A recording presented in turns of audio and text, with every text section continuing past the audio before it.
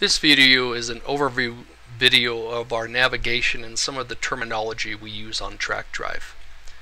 Now the top option here, obviously if you click the TrackDrive icon, it'll bring you to your dashboard at any time. The overview underneath the analytics is going to be this dashboard here. Now you can obviously change the appearance of that and pick something that you like, and you can also edit these. I'm going to do another video on how to change your dashboard. But the overview is going to be what you see when you click the logo to see your dashboard. The mobile view is what you're going to see on mobile devices. You can tweak it here so it's easier to play with on a desktop. And then when you go to your mobile device, as you edit things, you can, when you edit the board here, you can change what you're seeing on your mobile devices, again, everywhere. There's a numbers view, a scheduler's view. You can see the version 1 dashboard if you're very happy with that. We're showing you as close to what version 1 was. And then under here as well is our advertising optimizer. This is very useful report. What it does is it shows you your impressions and your calls, impressions per call based on what you're advertising. So the advertising optimizer I'll go over a little bit more when I put some data on another video.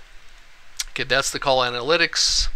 The call routing is all the record maintenance that we're going to work with. Now I'm already past the initial install of TrackDrive on this demo here, so the initial install went away. However, if you're setting up an additional offer, the setup wizard here will run you through a little bit different version than the initial install. Setting up your tokens and IVR prompts is here. And the basic way our system works is you have traffic sources, which are the places that you're either going to get calls from, that you give someone a number and they either advertise that number or they're using their own phone numbers and forwarding to your number. That's a traffic source. And also a traffic source is something like Google AdWords, where your traffic source is actually getting traffic to your landing page where a number will display and we're able to get calls from there. Now buyers are the forward to records basically. So buyers are the people taking your calls. Depending on what you're using TrackDrive for, the word buyers might be a little off, but typically it's a buyer. Now buyer groups are just if you have individual buyers that have the need to be grouped together. For example, one of your clients has 5 call centers and he wants you to route the calls to his call centers to the accurate concurrency cap or whatever. That would be a buyer group. And in the buyer group you can either have it simuldial all the buyers that are on the group, or you can have it sequentially dial, and then we're going to keep track of the caps and whatnot in the buyer group as well. The offers are the offers that you're going to put into the system that the buyers can take calls from. Now in TrackDrive you should only need one offer per vertical. Like student loan consolidation would be an offer, health insurance would be an offer, life insurance would be an offer, auto insurance would be an offer. Typically if you think you need more than one offer, unless you're branding offers for like Allstate for auto insurance, you typically only have one offer because it's your offer, and then you'll have lots of buyers that you're going to put on that same individual offer that'll be able to take calls from you. The buyer records themselves are the ones that do all the thinking. In the buyer record, I'll show you one of those. It has things like where we're going to forward the call, but that's not the important thing. The filters are important. Let me show you a different buyer here. This guy has filters here. So the filters are important. So where are we going to forward the call, and then what filters does this buyer have? So when the call comes in, can we actually sell this call to the buyer? Some of these are prompted tokens, and the tokens and IVRs that we would set up. This one here, for example, says we want to prompt them for how much debt they have, and he said he's only going to take the option where they select they have over 10K. So that's the important stuff here. So filters is one of the criteria that we use when we're trying to figure out if a buyer can take a call. And then we have our caps, total caps, dollar. Here I had monthly caps, daily caps. Down here is our hourly caps, and this is when they're open. So right now you've seen 2 things in one screenshot on how the buyer is the thinking record. when he's open to take calls, and then during these different times of the day, how many calls he can take at a time. Or I could also put hourly caps here. And then that's really the thinking part of it. And down here some call routing stuff. How do we route the calls? So trying to figure out which buyer has priority over another buyer, since all the buyers are on one offer. All are kind of determined here in the call routing, how you're setting that up. Do you route by bid price, by manual tier? Do you do by earnings per call, which is my favorite, where we can figure out which buyer is going to take the calls based on the number of calls we've sent him that are unique caller IDs, divided into how much revenue you've made off of him. That's his earnings per call. We can adjust the call flow throughout the day based on which buyers are making you the most earnings per call. If someone's doing very, very well, they'll get all the calls until they do their hourly cap, their daily cap, or their concurrency cap, or whatever. They'll get all the calls. Let's say they had 5 agents, so their concurrency cap is 5, and they're doing really well. They'll keep getting calls till they hit 5 calls, then other buyers will be considered. But if that first buyer that was doing really well by earnings per call hangs up on a call, then boom, here comes another call in. He still has a very high earnings per call. He'll go ahead and get that call. So all the thinking in our system is really done inside of the buyer record. The offer is just kind of dumb. It plays some IVRs and starts routing. We'll figure out all the buyers in order. So that was the offers, is the thing that puts all the buyers together in one place. And then a number. What a number does, it's not very smart either, but the purpose of the number is that it's going to combine an offer and a traffic source, and then you can add additional tokens. Like here I told the system that when this number is called, I know it belongs to the student loan consolidation offer, and it belonged to this traffic source, and I put in the token that the call type was search. It doesn't belong to a pool. I'll explain pools in the next step here. And then I update the number. Now when a call comes in, it's pretty simple. We see the call coming in on this number. We see it's from that traffic source. We know which traffic source to credit for the call. And then we know which offer to read. And of course the offer has listed all the buyers on it, so we know which buyers can take the call. And so that's how the whole process works. A number pool is basically a pool of numbers that the system borrows from a pool temporarily. In this example, I set up that this pool can have a max of 100 numbers. It belongs to this offer. I'm telling it to share it amongst all traffic sources where I'm trying to use the pool, and I'm going to hold on to tokens in that pool for 90 seconds. So as visitors come to a landing page where our script exists, we'll keep buying numbers from the system as needed. So if you only had 10 concurrent visitors throughout the day that had unique tokens, then we'd only reach 10 numbers. And if we never went past 10 different combinations of tokens that needed display in a number on the page, we wouldn't go past 10 numbers in the pool. So the pool grows as needed up to this limit that you've set, but we don't grab 100 numbers for you at once. And that's what a number pool is. And the number pool are numbers that the tokens inside the number are only temporary. So you can't really assign a number that's in a pool to a traffic source, because if he uses that and it's in a pool, those values will change as people visit a website with their script on it, and all of a sudden that traffic source you gave a number to wouldn't make any sense. So the numbers you hand out to people are going to be static numbers that are not part of a pool. We also have traffic source capping.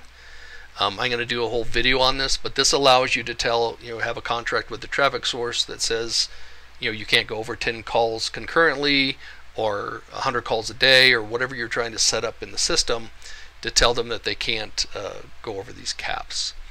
You can set up monitors and alerts. These are very nice for saying, hey, on this offer, for any buyer that doesn't answer 3 calls in an hour, send me a notice so I can see if there's something wrong with this phone number. There's all kinds of alerts based on our tokens and filters that you can set up, because as you have an offer that has 50 buyers on it, it's awfully hard to figure out if someone's system is down or whatever. And then TrackDrive version 2 also offers soft phones and agents, so that you can actually have your own employees or agents at a call center answering the call for you. They may be answering the call for you to do a sale, but they might also just be helping you aggregate better leads. So a call comes in that we only know the phone number, or maybe the phone number and name, And then as your agent answers the phone, they can add data to the call, email address, situation that has to do with the offer, and then after they're filling out that form, they can click find a buyer, and then it will try to route the call to a buyer that's actually paying you for the calls. So that's the call routing submenu. And then we have the call tracking submenu, and defaults to viewing calls. I don't have any calls on the system, but that would be every single call that happened in the system is going to show up here. You can export calls to a CSV. You can set up one-time reports. You can set up scheduled reports, which will allow you to say, hey, every morning at 2 in the morning, send this buyer report for his calls with these columns for the previous day, and it'll automatically send him his reporting if you don't give him access to the system. You can block a whole bunch of callers if you're getting spammed, or you need to put up a do not call list or whatever for your scheduler. You can upload your block callers in there. And then we have our reporting. These are just summary reports. It's going to summarize your call detail, which you see under view calls, but by buyer, by traffic source, by offer, by number, caller ID, whatever these things are here, you can use those. The calls with no buyers allows you to do a quick look and see why did you have some calls come in that you couldn't find a buyer to take the call. Calls that are currently on hold, and then your outbound calls report, which is going to show you us dialing to your consumers to see what's going on there. And then of course I have videos coming for all of these things, but the lead scheduler allows you to set up schedules.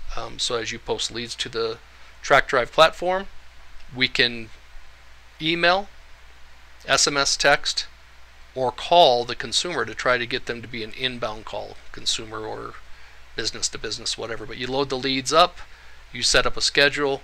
It's a very smart schedule, and it can actually run on the same offer that inbound calls are coming in on. So the schedule will allow you to kind of backfill in from leads or missed calls or whatever. Your inbound calls are coming in, you only have 10 agents, they're busy with inbound calls. As soon as it slows down enough, based on how you configure the scheduler, it'll start dialing people when you're slowing down too much on inbound calls. Or you can have an offer that's only set up for the scheduler. You can view the leads, submit some leads in, and send bulk SMS. We have a whole bunch of integrations here as well. I've already played with the Google AdWords here. You can integrate to Slack, PagerDuty, Facebook Leads, Zadarma, Plivo, and Twilio are phone providers we have configured, but you can actually bring any VoIP provider that you want to our system. So if you have anything out there, like let's say Sonatel, you can go buy numbers from Sonatel. You'll import them here in this setup wizard here for third-party phone providers.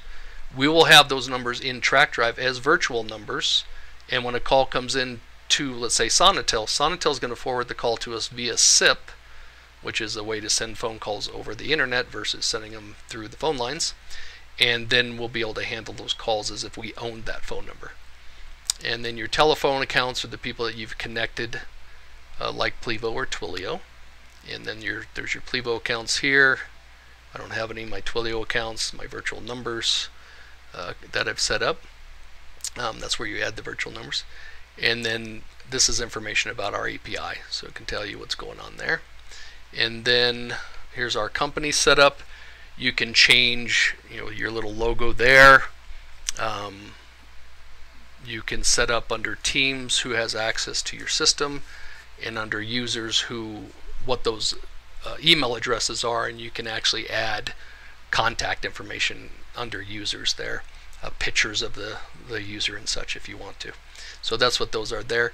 Then ultimately we have our billing tab, which allows you to add credit cards, change your plan, make a payment in there manually or set up auto pay, shows you your usage as a line item, detail usage, and then this is where you'd get your invoices. You just click on payments, and I've given myself a couple of credits so I could do this demo. So this is where, if you were using your credit card or sending wires or whatever, as we issue any amount to your balance, either through automatic pay or manually being adjusted or deducting from you, that information will all show here as a adjustment to your balance by payment. And obviously you won't have this admin panel. I apologize, I'm logged in as administrator of TrackDrive, so you won't be able to see that button obviously. But that's a basic overview of the system and how you navigate through the system and what our system does. Thank you.